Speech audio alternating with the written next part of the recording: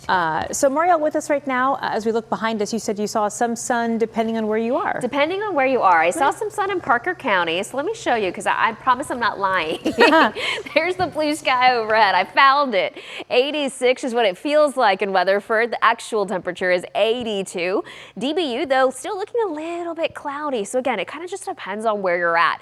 If you are in western North Texas, you're seeing the drying air moving in, the sunshine. If you're still in Dallas County, you do see a little bit of shower activity, and that's actually extending south along Highway 67 and in northern Denton County as well. So what's happening is that we have an area of low pressure. You can see this circulation. That is what's really driving the rain. Right now, we still see a little rain left over in Garland, a little in Duncanville and in Cedar Hill, and even in southern Dallas.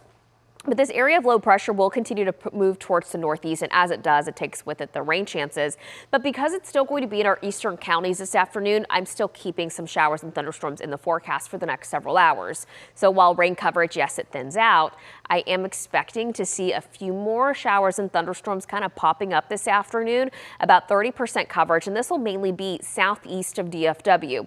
I'm expecting with any thunderstorm that develops the potential for locally heavy rainfall that could lead to areas of minor flooding. We saw this last week. We could see it again today. Rain is not guaranteed for everyone. It's going to be very scattered in nature, but the best potential will be east of the Metroplex. If you don't see the rain by about 7 or 8 this evening, you're not going to see the rain, and we generally dry out. The temperature makes it to 91 in Dallas and in Denton, about 90 in Fort Worth and in McKinney. Temperatures staying in the 80s if you are east of the Metroplex, again, because of that rain moving in, because of the added cloud cover. The low 90s for our western counties. If you're thinking, man, it's mild, you're right. Normal for this time of the year for the middle part of July is 95. We make it to 91 today. So tomorrow, we also have the potential to see some scattered thunderstorms. My coverage is a lot lower for tomorrow, only 20%, and that's really for our western county. So we could see a pop-up shower or storm. Otherwise, we are looking pretty dry. And we could pick up an additional quarter-inch of rain with any thunderstorm that develops. I do think we could see some slightly higher amounts, but overall, we're not looking at a widespread rain. Where we are looking at widespread rain is the Texas Hill Country. Flood watch continues there until 9. It does include Travis County, which is where Austin is, Williamson County, and towards the west.